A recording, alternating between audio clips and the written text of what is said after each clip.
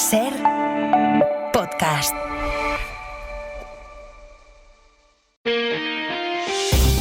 Las 7 de hoy por hoy.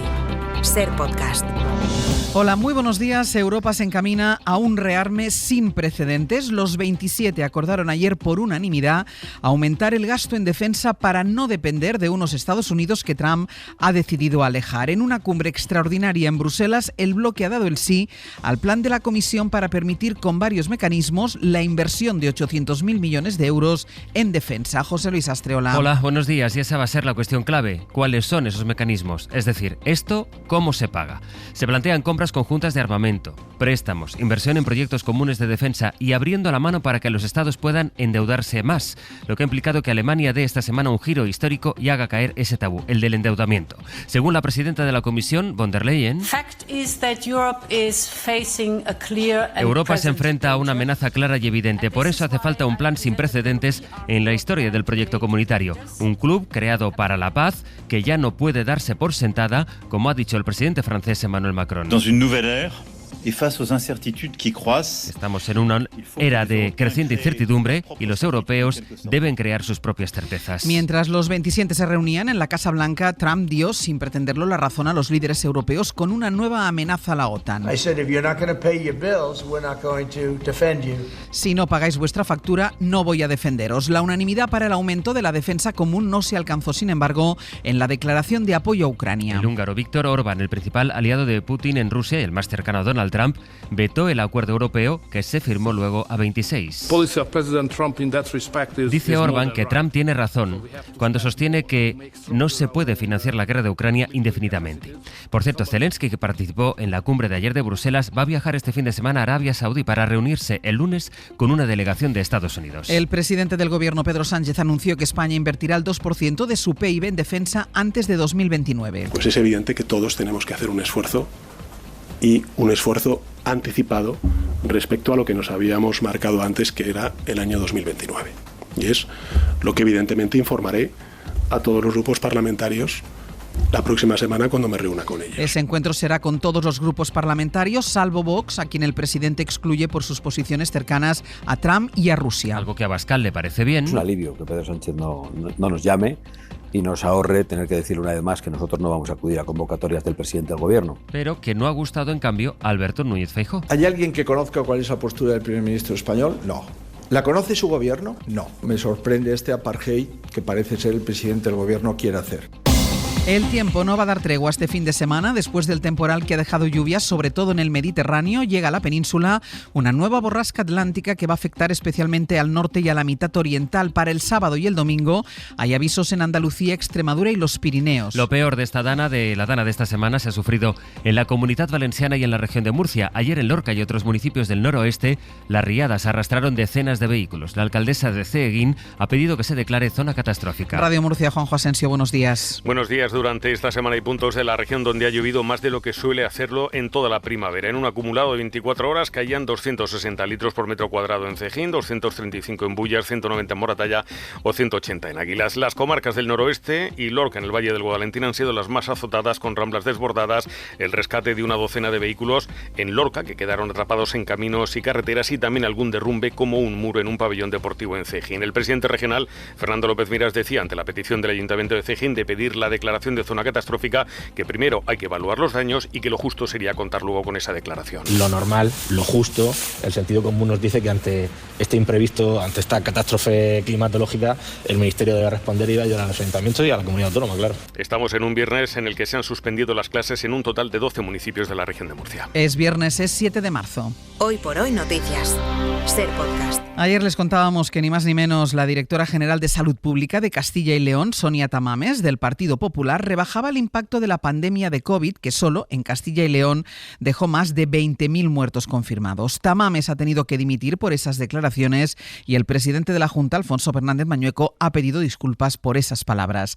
Radio Valladolid, Mario Alejandre, buenos días. Probablemente esto haya gente que se revuelva en el sofá cuando lo escuche. La pandemia por COVID-19 no fue una pandemia de gran gravedad. Buenos días. Estas declaraciones, que se transformaban en noticia y en polémica nacional después de que las contáramos en la SER a las 9 de la mañana, llevaron a que apenas 3 horas después Mañueco comunicara la dimisión de Tamames. Creo que sus declaraciones han sido un error y lo primero que tengo que hacer es pedir disculpas a toda la población en nombre del Gobierno de Castilla y León.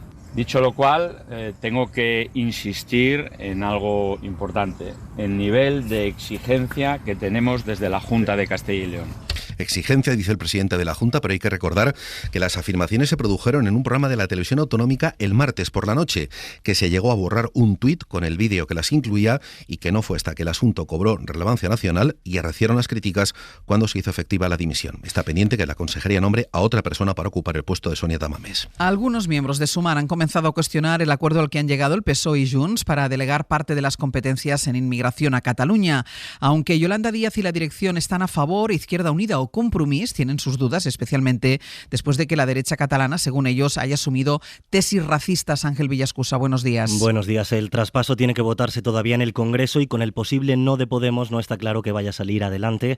El partido de Ione Belarra fía su sí a que se apruebe una regularización de 500.000 de personas migrantes. Josué Coello, buenos días. ¿Qué tal? Buenos días. Pese a que Yolanda Díaz tardó pocos minutos en apoyar el acuerdo entre PSOE y Junts, con el paso de los días han surgido voces críticas en Sumar con este pacto.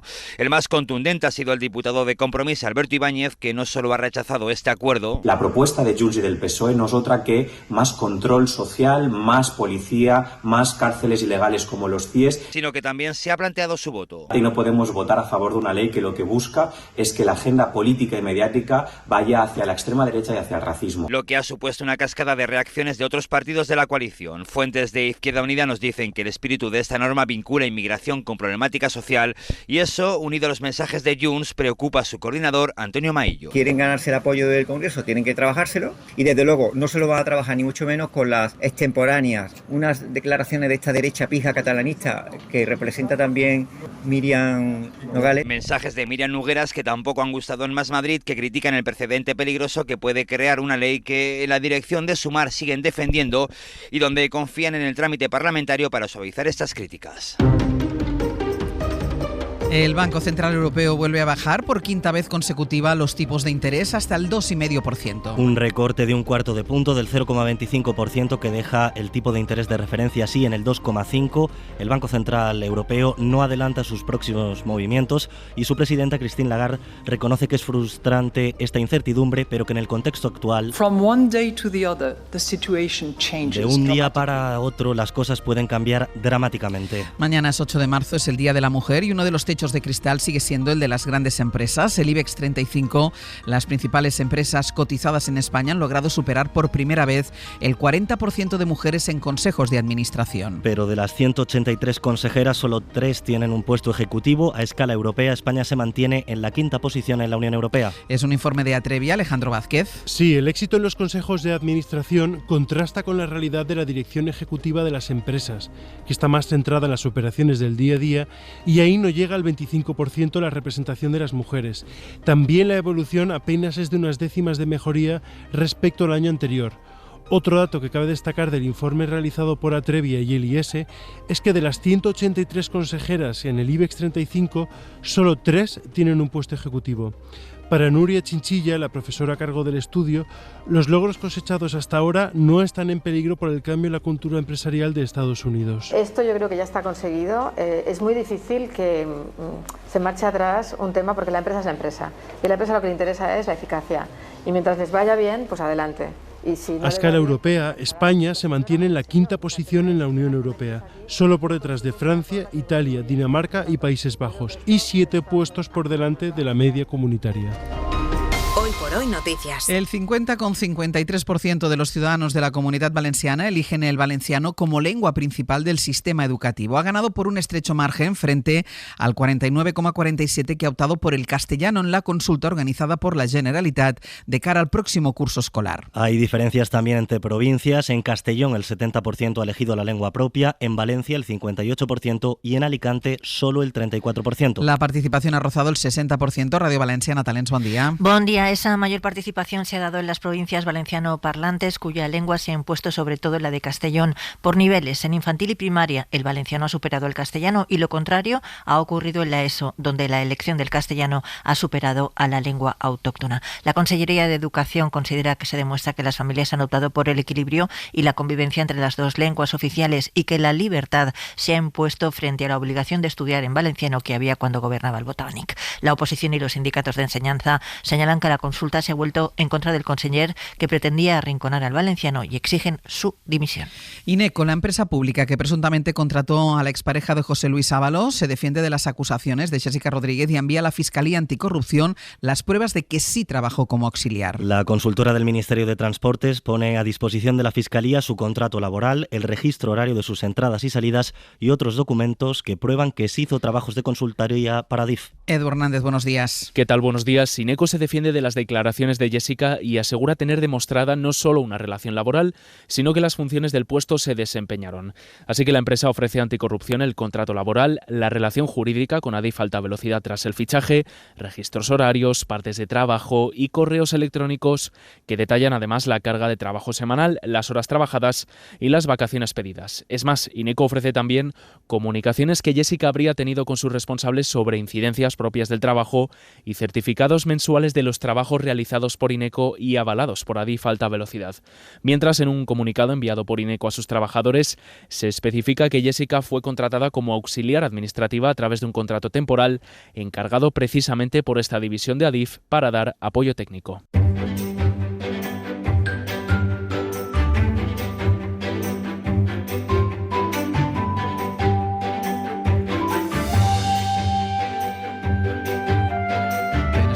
De radio, Noticias de Aragón en Radio Zaragoza. Pepe Las Marías, buenos días. Buenos días, Ángeles. Y de Canarias con Agustín Padrón. Agustín, buenos días. Hola, buenos días. Vamos con esta iniciativa del arzobispo de Zaragoza, Pepe, que ha retrasado un día el miércoles de ceniza porque coincidía con una fiesta en Aragón y no fuera a ser que los católicos no fueran a cumplir con el inicio de la Cuaresma. Sí, de hecho el arzobispo ya hace 2 semanas, en una carta abierta a la comunidad diocesana, aprobó una dispensa de ayuno y abstinencia prevista para el 5 de marzo, que coincidía con el miércoles de ceniza.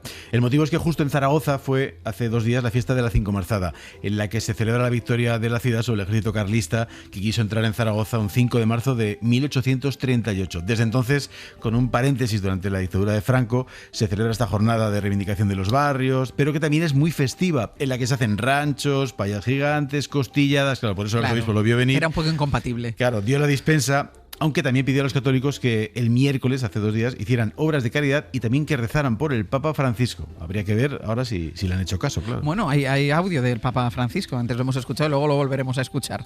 Barcos a subasta en Puertos Canarios. Pues sí, una serie de barcos que pone el ente público Puertos Canarios a subasta porque no han pagado lo que tenían que pagar y al final pues se lo termina quedando la administración. Al menos 12 embarcaciones y van desde los 100 euros, los más pequeños, a 20.000 euros del barco. Hay uno, por cierto, que es de 1888 y que estuvo utilizándose en la pesca en la costa africana, pasó por Mallorca, Fuerteventura, bueno, ha terminado en Lanzarote, tiene más de 100 años, un barco construido en Alemania, un velero que se puede adquirir. Bueno, necesitará un poco de reparación de todas formas, a lo ya mejor. Se le hizo una no hace mucho, por lo cual ya está un poquito más decente, pero bueno, vale. Tiene sus años. Vale.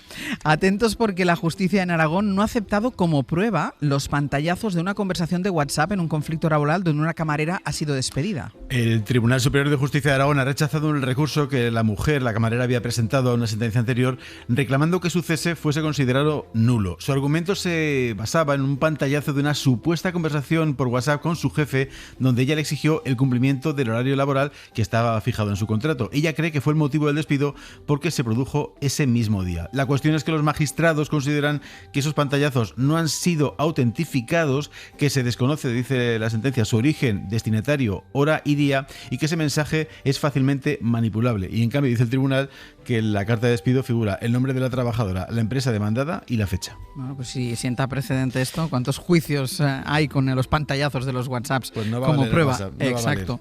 Pues Pepe, Agustín, gracias. Adiós. Hasta luego. Y vamos ya con nuestra recomendación cultural para empezar el día. Es viernes, así que como todos los viernes, Pepa Blanes nos propone repasar los estrenos de las carteleras cinematográficas. Después del éxito de Parásitos, el director coreano Bong Joon-ho se ha tomado su tiempo para decidir cuál será su siguiente película. Y por fin estrena Mickey 17. Es una historia de ciencia ficción con Robert Pattinson, donde hace una caricatura nada menos que de Donald Trump. Mi vida era un desastre y quería abandonar la Tierra. ¿Quieres ser prescindible? Sí. ¿Ha leído toda la solicitud? Cuando mueras, bioimprimiremos una nueva versión de tu cuerpo. Sí, debería habérmela leído. Albert Serra es uno de los directores españoles más rompedores que busca siempre nuevas maneras de contar en su cine. Y eso es lo que hacen Tardes de Soledad, documental sobre el toreo que ganó la Concha de Oro en San Sebastián. Capacidad más grande de torero. Esa es la gran diferencia. Por eso te vienen a ver. Por eso eres el que más gente lleva y por eso dicen que eres el número 1. Y de Serra saltamos a otro autor predilecto de Cannes, el portugués Miguel Gómez, que en Gran Tour nos lleva en blanco y negro por toda la Asia de principios del siglo XX a través de una mujer que busca a su marido que ha huido en el altar. Los hombres a que me refiero son de otra orden. Y ojo porque vuelve Steven Soderbergh, el director cuenta una historia de fantasmas en una casa en Presence, una película donde todo lo vemos a través de los ojos del espíritu. Para no perderte ningún episodio, síguenos en la aplicación o la web de la SER, Podium Podcast o tu plataforma de audio favorita.